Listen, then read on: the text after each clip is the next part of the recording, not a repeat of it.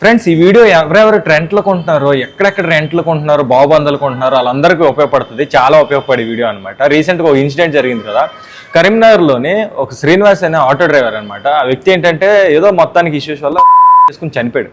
అయితే ఆ inter owner పోరంబోక ఎవరైతే చనిపోయారో ఆ వ్యక్తి ఒక తల్లిని, భార్యని, పిల్లల్ని పెద్ద కర్మ ఇది అంటారు కదా, అది జరిగే వరకు ఇంట్లోకి రావద్దు అనేసి బయట వదిలేశాడు అనమాట, ఆపేశాడు.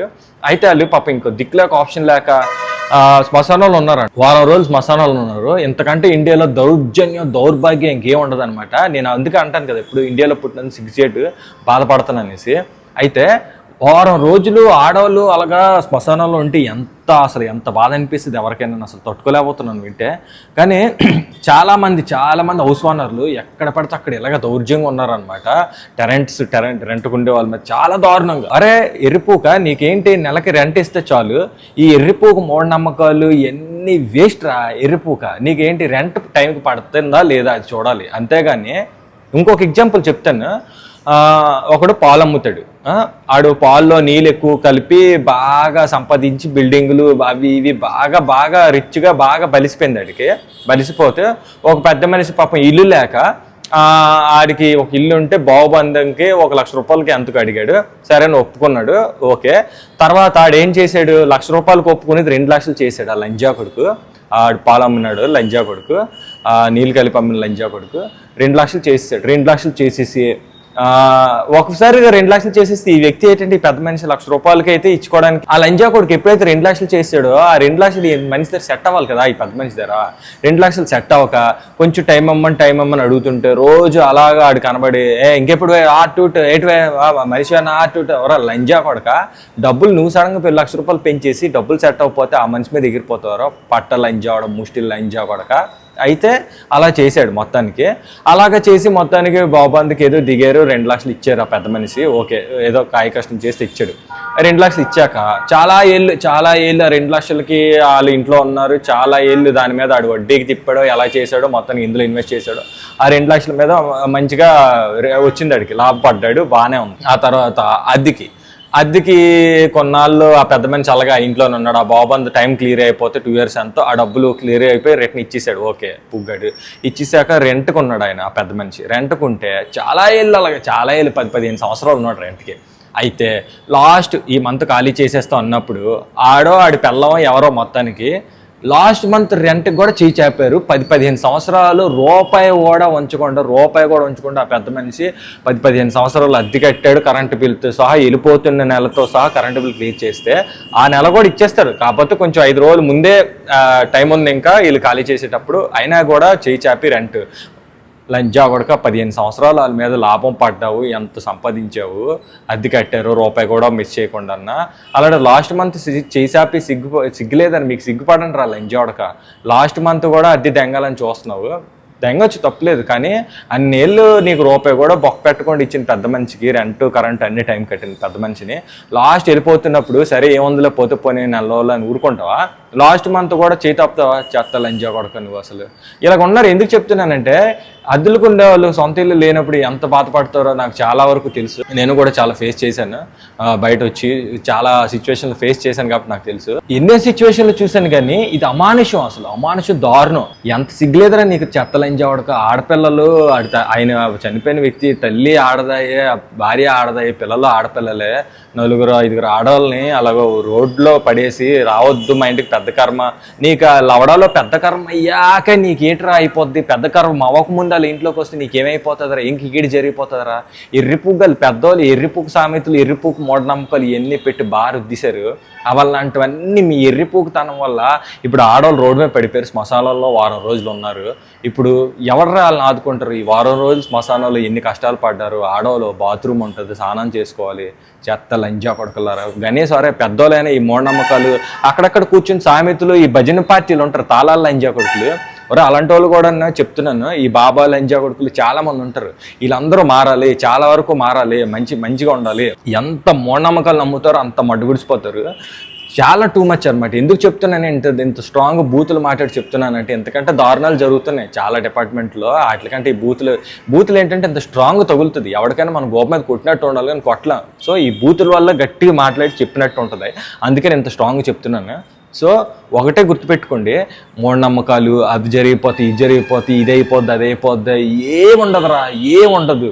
మనిషి ఒకసారి చనిపోతే ఇంకా ఆ మనిషి తరపున ఇంకేముండదు. ఉన్నప్పుడే బాగా చూసుకోవాలంటే ఆ మనిషితో ఒక ఏదో కొంతమంది అంటారు దయ్యాలు లెగిస్తే వాళ్ళ ఆత్మల్లాగా వచ్చేస్తారు, వాళ్ళలో దూరారు, వీళ్ళలో దూరారు, లేచింది.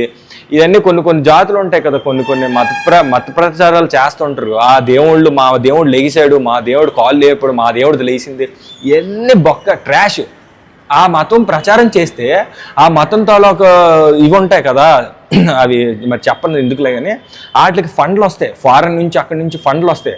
ఆ ఫండ్లన్నీ వీళ్ళు దెంగటానికి ఈ దెంగటానికి ప్రాసెస్లోనే వీళ్ళు కొంతమంది టీములు రెడీ చేస్తారు. ఈ టీములో వీళ్ళు తింటే అందరికీ రుద్దుతారు, మా జాతి, మా కులం, మా దేవుడు ఇదనేసి రుద్దేసి వాళ్ళ మీద వేస్తారనమాట.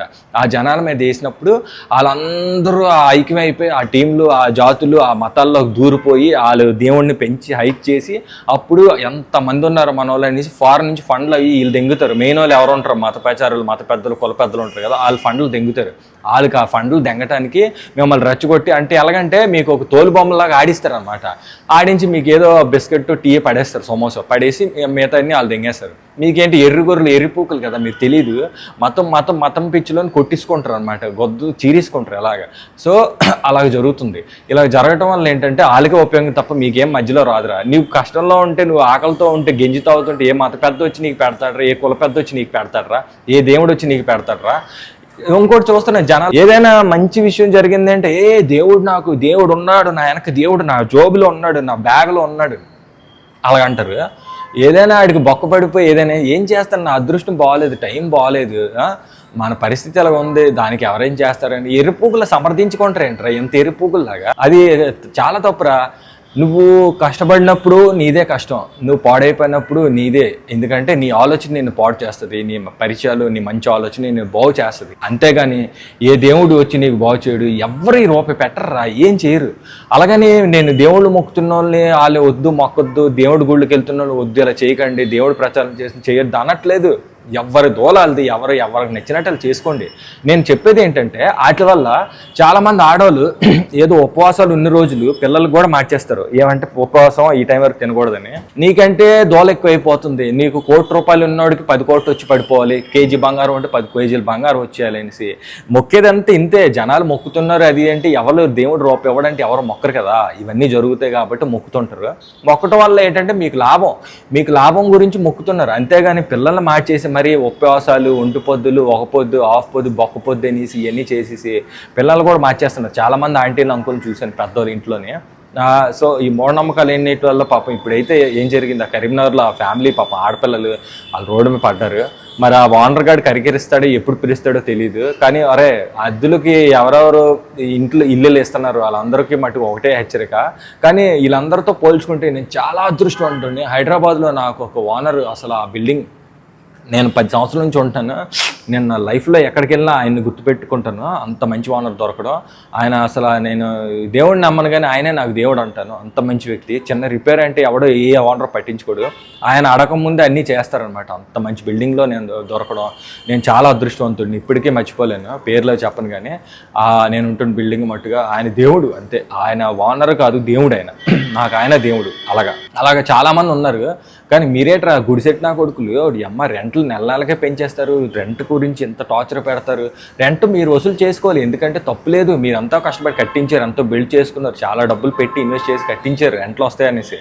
కానీ ఇలాగా మనిషి చచ్చిపోతే, ఎందుకంటే ఇప్పుడు ఎవరికో ఒకరికి చావు అనేది కామన్ రా, ఎవరికి లైఫ్లో ప్రాసెస్ తెలియదు. పొరపాటున ఇళ్ళల్లో అద్దెకున్న వాళ్ళు పరిస్థితి ఏంటారు, అప్పుడు చనిపోయారు ఎవరో ఒకరు ఇంట్లో వాళ్ళు, ముసలోళ్ళు ఎవరో ఒకరు చనిపోయారు, అప్పుడు వాళ్ళ పరిస్థితి ఏంటి అంటే, మీరు అద్దెకి ఎవరెవరో మీ ఇంట్లో ఉంటే వాళ్ళందరినీ ఇలాగే చేస్తారా, ఎంత టార్చర్ పెడతారా? అలాగైతే ఎలారా అసలు మీరు వెంటనే వెళ్ళిపోమంటారేమో కొన్ని రోజులకి. ఇలాగ మూఢనమ్మకాలు ఎక్కువైపోయి వారు ఈ రోజుల్లోని ఏవేవో జరుగుతున్నాయి. అమెరికా, చైనా టెక్నాలజీ ఎక్కడికో వెళ్ళిపోయింది. చైనాలో ఎవరు ఖాళీ ఉండరు, ఇలాంటి పట్టించుకోరు అండి. బోగుదెంగడి విషయాలు ఇవన్నీ పట్టించుకోరు. అందుకని ఆ దేశాలు డెవలప్ అవుతున్నాయి. అంత ఫాస్ట్ కల్చర్లో ఎంత టెక్నాలజీ ఎంత కనిపెడుతున్నారా. మీరు ఇలాంటి ఎరుపు మూఢనమ్మకాలు బాబాగాళ్ళు వాళ్ళు ఇన్ని పట్టుకొని ఏలబడుతున్నారా, అందుకని ఇలా ఉండిపోతున్నారా?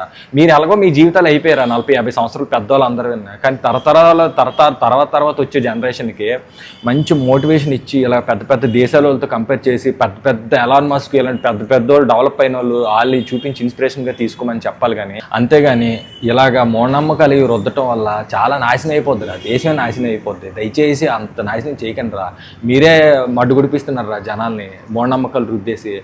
ఒకటేరా, మూఢనమ్మకాలు పట్టుకున్నాడు ఎవడో కూడా బాగుపడలేడు రా. ఆడేట అనుకుంటాడు, ఈడేట అనుకుంటాడు, ఇదేట అనుకుంటుంది, అదేట అనుకుంటుంది. ఇవన్నీ పెట్టుకున్నారంటే జీవితంలో బాగుపడలేరు.